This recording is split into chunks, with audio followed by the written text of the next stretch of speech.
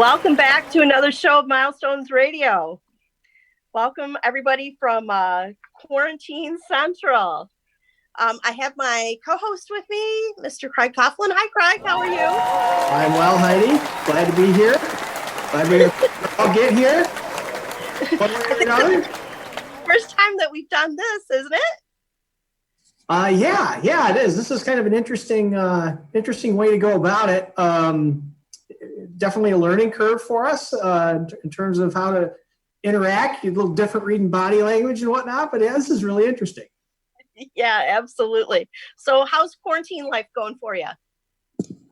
Well, I think close quarters is what a good way to call it.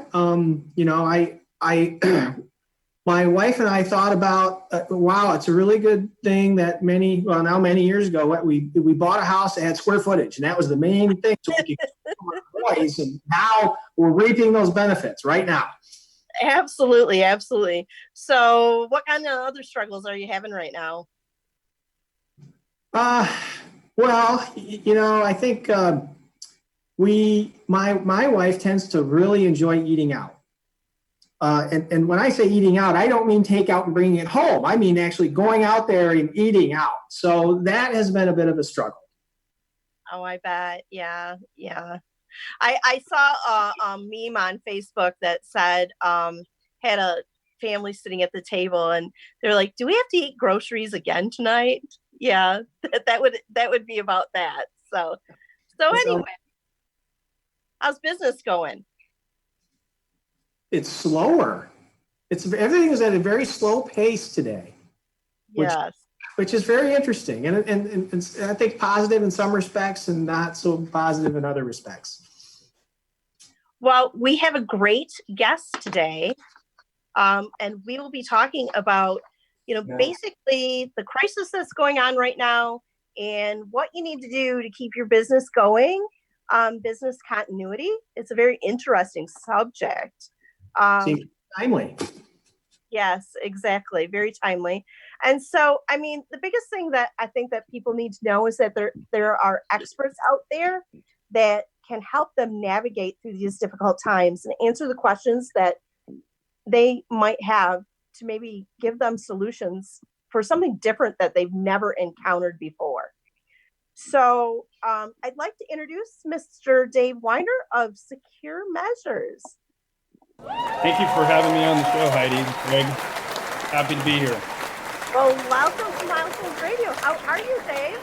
I am doing fantastic. I never let a good disaster go to waste.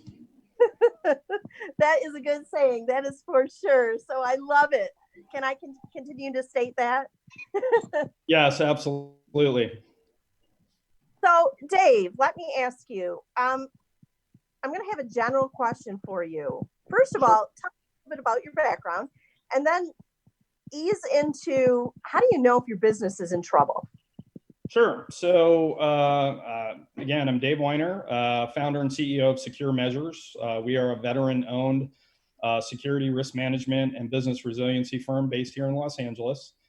We provide a variety of different services, business continuity planning, business resiliency planning, workplace violence prevention, threat assessment and management. We do emergency preparedness. And my background, I'm a veteran. I spent time in the Air Force. And then after I got out of the Air Force, I worked in the defense and healthcare industries, mostly in a law enforcement or public safety capacity. So having, working in the public safety realm, especially in defense and healthcare, there's a lot of emphasis on continuity of operations, continuity is, continuity of government or business continuity or continuity of operations. There's many names for it, but they all really mean the same thing. You asked how you know if your business is in trouble. Well, I think a lot of people are feeling in trouble right now, mainly because, whatever their business is, their ability to deliver their goods, their services, or anything like that has pretty much ground to a halt. Kind of like Craig just pointed out, hey, things are really slow right And especially when you have something that has an economic impact, people are less likely to want to, spend money and do certain things because of what's going on and because of the uncertainty. Well, as you know, Craig and I have a financial background. So this would actually be a good time for people to go back to their planning measures, if they've even done anything, and reevaluate what they've done thus far. What do you have to say about that? Absolutely. And what I tell clients in particular is when you are doing your strategic planning for the year, most organizations engage in some level of strategic planning year over year. That being said, there should be built into your strategic planning efforts measures to combat business disruptions.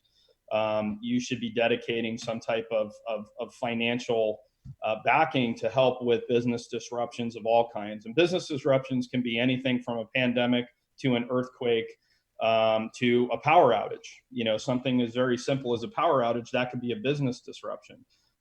Yet, unfortunately, a lot of organizations don't necessarily have something in place, even for something minor like a power outage, which can be concerning. And all of those have their own,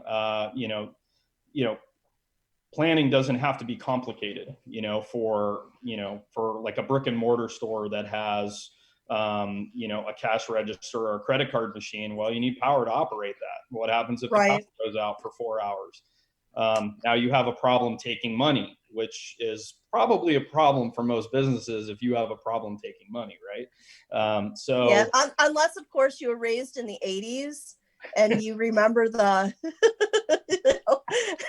the machine you had to use, then you would plan for that. Yes. So absolutely. So, thinking through some of those minor disruptions, and even regional things, as an example, out here in Los Angeles, we have two big things that occur, not one happens fairly regularly now, which is wildfires. On the other hand, we have earthquakes, and, every time the ground shakes out here a little bit, I see a lot of people run to the store to go get water. Well, it takes a little bit more than just water to be prepared for an earthquake. Right. Hey, Craig, do you have anything you'd like to add in regards to the financial piece when we're talking about crisis planning and planning an emergency plan when it comes to financial matters? Well, one of the things that we've run into just with this COVID crisis was having a backup banking relationship. Your banking relationship might not have been A, as solid as you thought it was, or B, maybe you were a little fish in a big pond and you didn't get any attention. So you had to have some kind of a backup plan or another relationship with another bank. A lot of people haven't really thought much about that because we try to get everything with one bank so that we get more attention. Right. And it didn't work out so well for many companies that we talked to. Well, and unfortunately, in the very beginning of most relationships, there's that honeymoon phase where, hey, everything's great and everything's wonderful, but then you find out in situations like this, who's really there to support you. So, to your point, having multiple relationships is going to be beneficial, and when I say multiple relationships, when we talk about business continuity, we talk in multiples of a lot of different things, not just relationships, backups for computer systems or, cloud storage or whatever it happens to be. There's always things that are going to be done in multiple fashions. So I think that's a great point. Well, and I'd also like to bring up, when you're talking about multiple relationships, you and I have discussed previously, Dave, the importance of diversification in your business. Mm-hmm. Can you add a little bit more to that? I mean, we've had quite an extensive conversation about that. So when I talk about diversification, every business has their essential functions, their essential services, or their product, or whatever they deliver.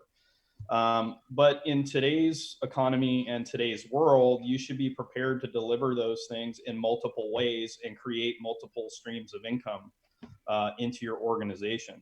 Right.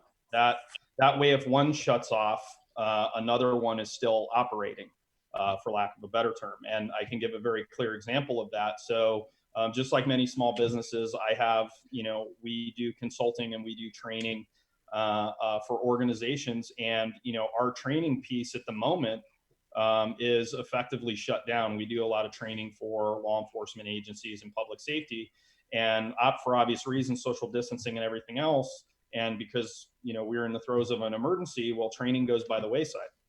And so that effectively, has been shut down. However, I will say, we've been able to pivot and be able to put some of our training online. Okay. So, having a plan for what to do, and those plans already existed to pivot to online. There were certain things like, for instance, some of the training we do for public safety is state certified. So we have to make sure that we're not impacting our certification of training when we do put it in an online or what they refer to it as a variable format. So now that we're able to do that, we can ostensibly, deliver training in that fashion. And then, we can do seminars, we can do all different kinds of things to deliver the same content we would in classroom now. Okay, wonderful. That sounds awesome. And I'm going to throw this in real quick. I mean, of course, we're by far not done with this interview, but how do people get a hold of you? What is the best way to reach you if they do have some business questions? I mean, we do have at MilestonesRadio at Twitter that they can reach out to, but how do they get a hold of you? Well, I think given the fact that we were just experiencing some internet problems, I think maybe Carrier Pigeon or the Pony Express might be appropriate in this circumstance. I can be reached by email at dave@secure-measures.com, or I can be reached at my direct line, which is 310-507-1493. Okay. Awesome. Now, a lot of people have many questions in regards to, when we listen to the media, we get very different stories. Nobody knows what to actually believe. Where can people actually go for a factual source to get their information? And what is the current state of our country right now? I mean, as far as you can state. Sure. So, I would say that any legitimate site like the CDC or, as an example, your local public health agency, those are good places to get information.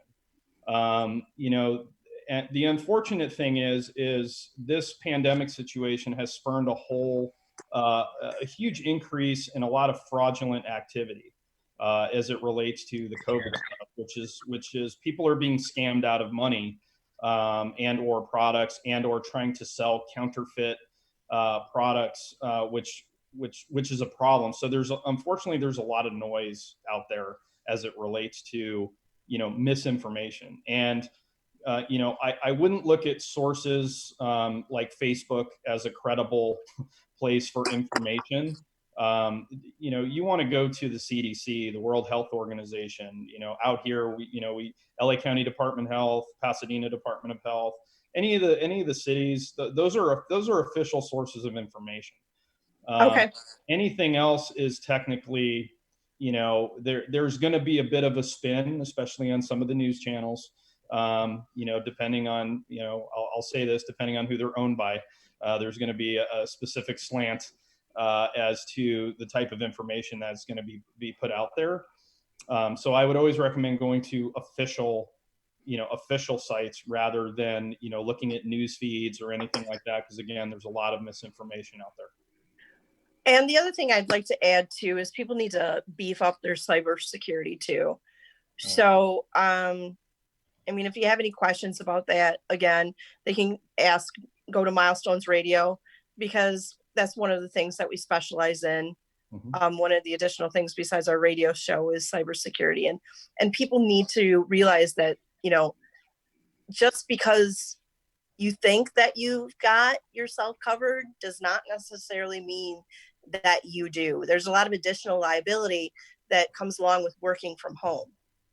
Well, and I would also say the biggest problem in the cybersecurity equation is the interface between the chair and the keyboard. That's the biggest problem in cybersecurity. It's the human element. If people aren't paying attention, if they're getting emails from or suspicious emails, or they're not paying attention, they start clicking on things. They also now have the ability to impact business enterprise systems that their companies have and things of that nature. So it's probably best to, we really need to focus on educating, and that has been a struggle in the cybersecurity and security industries in general, is getting people to understand, why it's important to not click on that random email you just got from somebody you don't know, saying you just won the lottery and you think that it's a real thing, and it's not. And I didn't even know I had an uncle in Nigeria. Wow, who knew, right? I think I'll send him money. So then it becomes a question of people need to really start paying attention, especially working from home, where networks are definitely not nearly as secure as a lot of the corporate networks out there. Right. So Craig, do you have anything to add to this? Because we had internet problems and I have to do this on my phone, I can't see you, so I don't know when you have a question. Fair enough. Well, I think that this kind of goes into the next step. If I have a business and I'm concerned about these different things, how do I assess where my risks are at and what do I tackle first?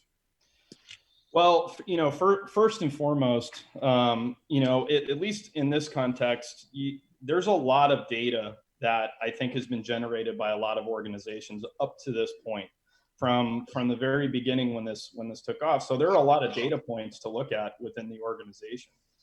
But first and foremost, you want to do a business impact analysis. You want to take a look at what your essential functions are. And then you want to look at all the different types of disruptions. And when I say disruptions, I mean known risks. So we're talking about natural disasters. What happens if there's an earthquake? Like I mentioned, what if there's a power outage? And there should be a plan in place, depending on your business. There should be a plan in place to deal with each one of those scenarios. A typical, sometimes in normal, what I would consider normal circumstances, a business disruption could be a supply chain issue that you weren't anticipating. One of your suppliers is now unable to deliver a critical piece that goes into your product that is supposed to be delivered to customers, and now you don't have that. What do you do? How do you manage that? And those are the types of questions that business owners should be asking themselves. What are my services? What do I deliver? How do I deliver it? And what happens if there's a model where I can't deliver it the way I've been delivering it? Is there an alternate method that I can use or employ in order to make that happen? Like I said, I went from in-classroom training to now online training. That's it's still delivering, the training, but just in a different mode, and I know, from speaking to a lot of my colleagues, there's no real replacement for in-classroom training and having that interaction with students. But as a fallback, that is a good thing to have, right? So that's just a general example, but looking at your essential functions of your business and then looking at the things that are really would have the greatest impact on you if your business was to be disrupted. Well, this whole conversation has really helped me to change my perception of a business in crisis. Craig and I have always worked in things such as business succession planning, the death of an owner, or the transfer of an ownership. But I never really considered, until you and I met, Dave, I never really considered the other emergencies that are out there. And I certainly never considered, okay, what if a virus hits us and we're like stuck home for 3 months? What are we going to do? So this whole thing is very much been very eye-opening for me.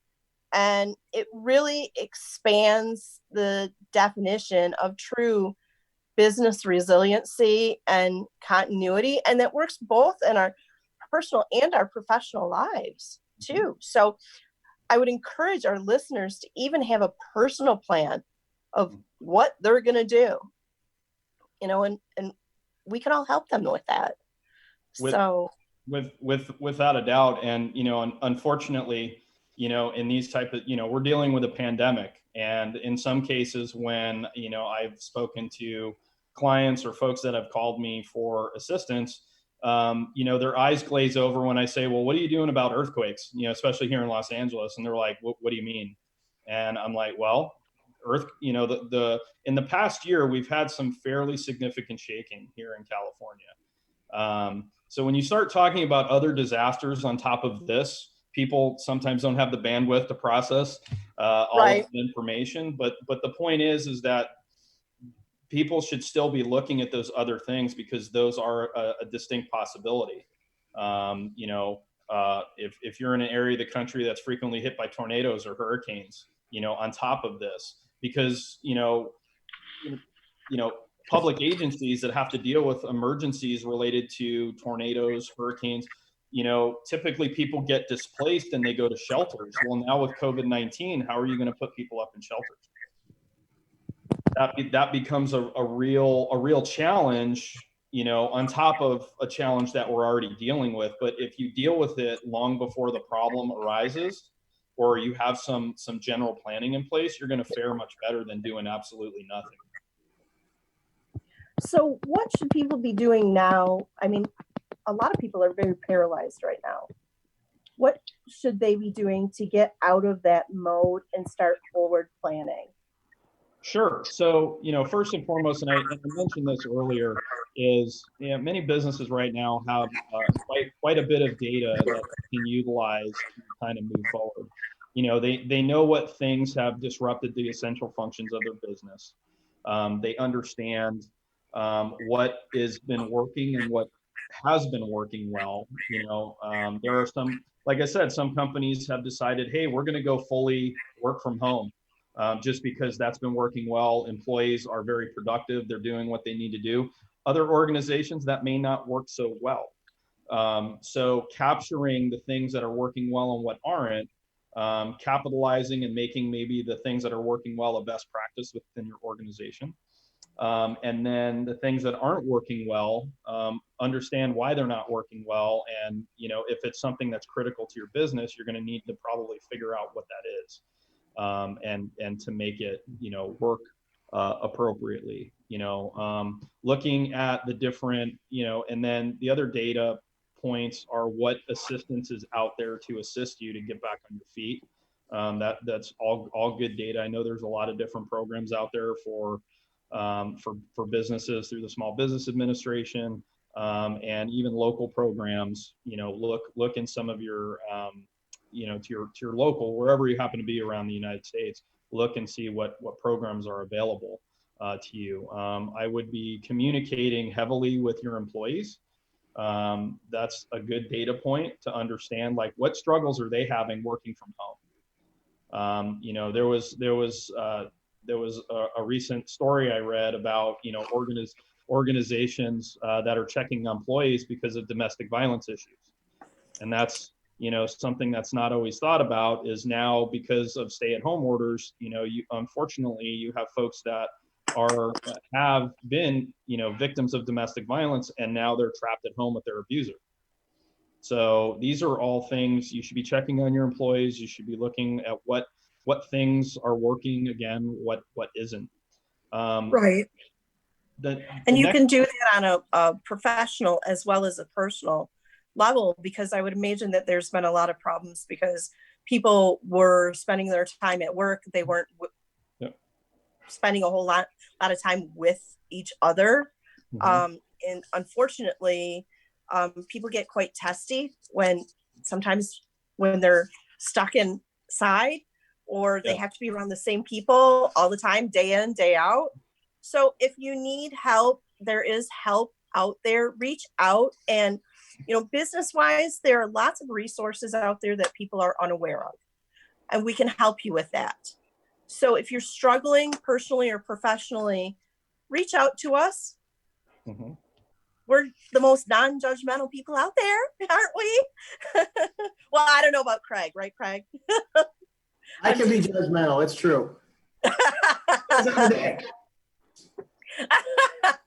I'm teasing you.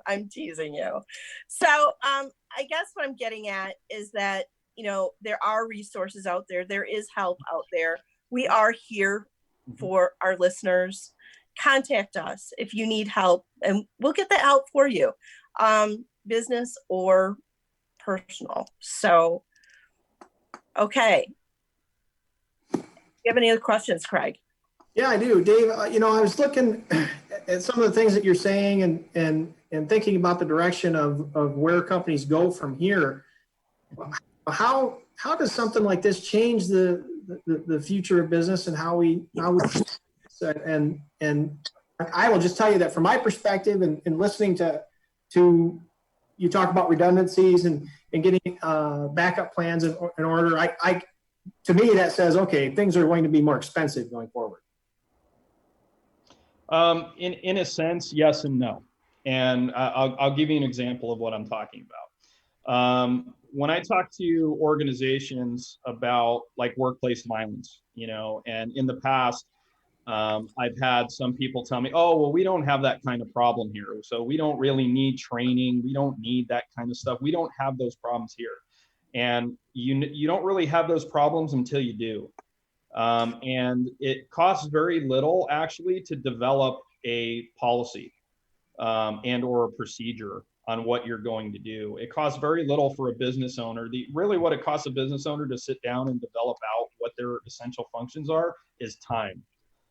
And as a small business owner, trust me, I sympathize. I have to, I'm the CEO, the bookkeeper, the janitor, you name it, that's me, and there are a lot of competing priorities for a small business. But I would say that if you started a small business and this is your passion and this is what you want to do, why would you not invest the time to ensure its longevity? That should be built into the DNA of any company that's there. If you're pouring your heart, your soul, your financial stability, everything into your passion, you should be equally as passionate about securing its future, which means that you need to build in, just to your point, to build in some of those financial things like, hey, I'm not an expert in emergency preparedness as an example. So I may need somebody to come in and train us or train my staff on what to do during an earthquake or something along those lines. And that's totally appropriate. But could things be a little bit more expensive? Yeah, it depends. It really depends on what you're trying to achieve, but putting a policy or a plan together costs actually very little.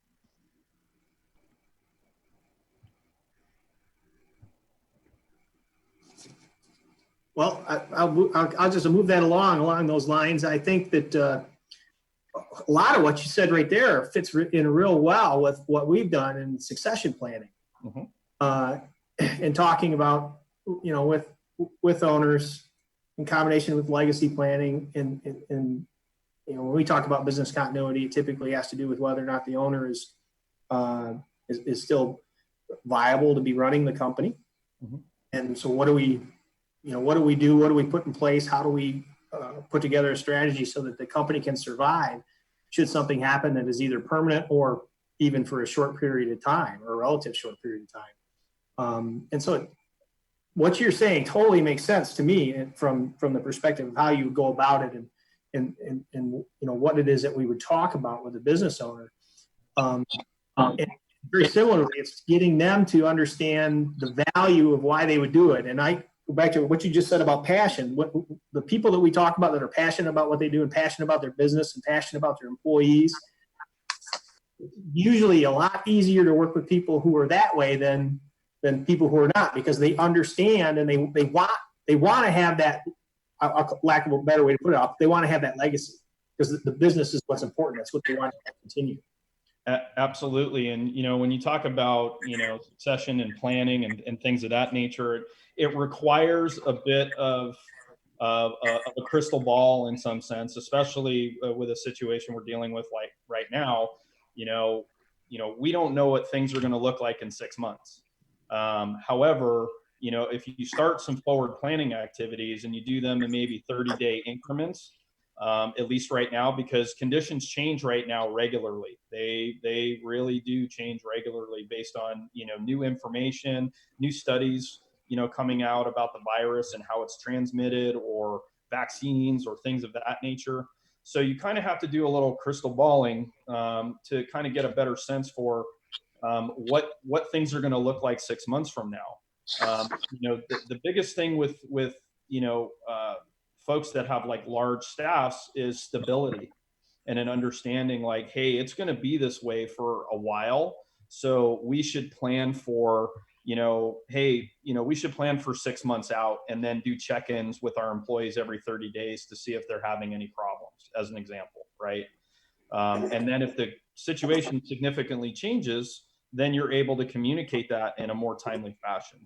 And the last thing I would recommend for any businesses, I know everybody wants this to be over, and hey, it's over, we're going to forget about it.